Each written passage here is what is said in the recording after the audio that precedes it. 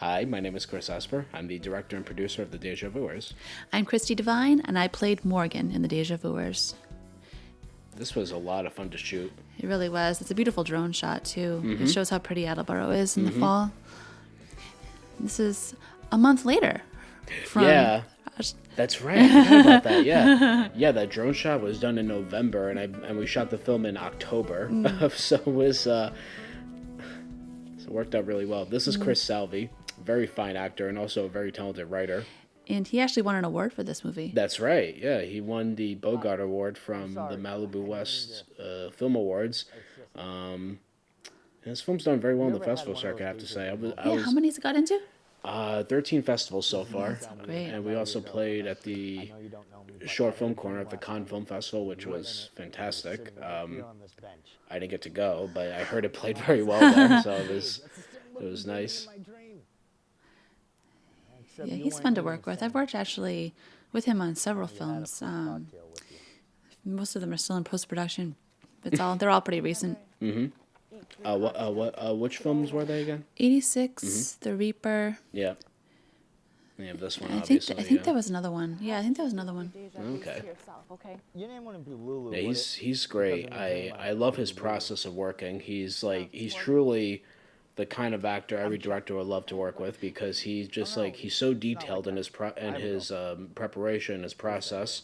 All the actors were on this. I mean, every actor on this wrote a biography of their characters, which was unusual for a comedy like this, but it just felt right because I really wanted the characters to have depth and not just be, these puppets that just told jokes. You know what I mean? Yeah, and so, absolutely. and you had an interesting backstory for yourself. I did. It was very, very long. And down to the names of my cats and the ages of my cats. What were the name of the cats? Brooklyn and Yonkers. Brooklyn one and was Yonkers. 7, one was 6. But yeah, he puts. I know he does put 200% in. Everything about it is very method. The script for this was written by Jason K. Allen, and he's out of Tennessee. I found the script for this on Inktip. I was doing some browsing, and I saw the synopsis, and I thought, wow, this is really fascinating. And so I inquired about the script. I read it. I loved it immediately. There was something intriguing about it in a very bizarre way, and also just the ideas behind it, that all these characters were all living in a time where they felt like that they didn't belong. So I saw it as a drama first and then a comedy. That's a legitimate laugh right there. I can't give away my my motivation, but We're so disgusting with each other, it almost works. I think at one point he even said, you have this Nile River vein in your legs. Maybe you audition for the Golden Girls. I don't know. yeah, he's getting pretty rude. It's hilarious. He was, yeah. You improv'd a lot in this section too, where you said something like, "Oh, okay," where you said, "All right, is this a sub? Oh, where are the cameras?" No, I just made that skirt's a part little up for short there. dramatic effect, but the rest is true. Craig Capone. Craig Capone here. He is the true consummate professional. He shows up on time. He's always prepared. He's wonderful. He's awesome. I've traveled into the future. I'd love to work with him again. I want to talk for a minute about these clouds here in the sky, because this is interesting, because those clouds were not there when we shot it, and because the sky just was just blue, it had no clouds, had no life to it, and so I really wanted to add a little bit more to it. So I had Robert Lopez, the visual effects artist, add in some clouds, and it really makes the shot pop. Is this the century where I love the way he delivers that. The slide is great. See? They made a hashtag out of this. You should Someone on never Facebook. stop to say something. Hashtag, now you have my dead relatives. Yeah, right. It's just, it was fun to see that Yeah, online. yeah. I don't mean to interrupt JP you. Valenti over here. He's a great actor. He does a lot of commercial work and a lot of film stuff, and now he's in Atlanta. Yeah, he's doing a lot of good things in Atlanta. He's very busy. Is that tires I smell? Oh yeah, I work at the tire shop.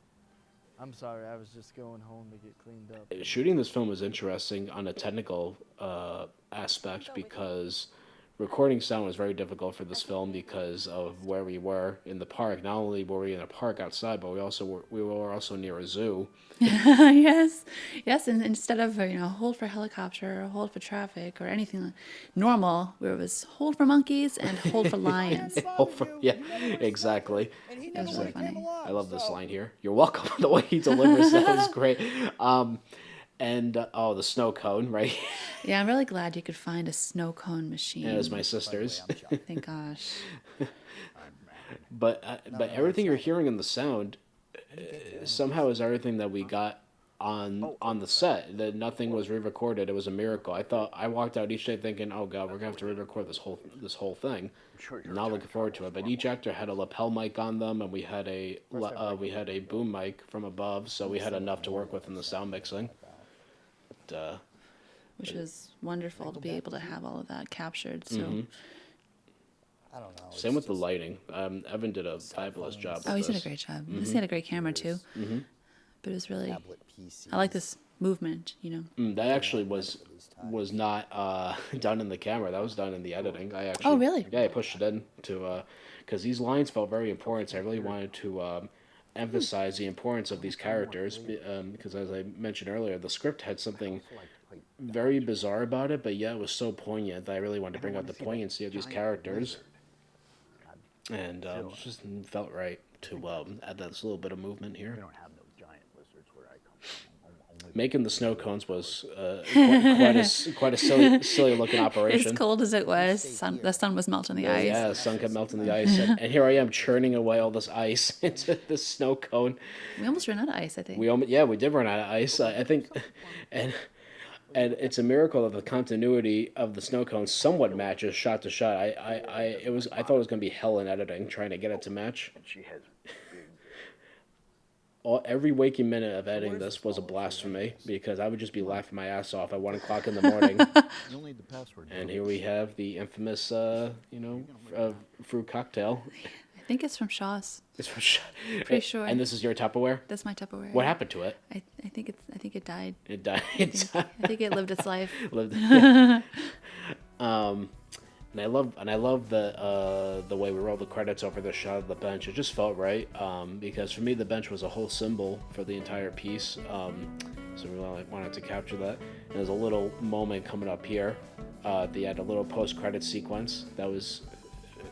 The script was much longer originally. It was 2 pages long, but we cut a lot of stuff out because it just was dragging on. Oh, I forgot about that. Deja vu. This is Adam Miller. I'm Elias.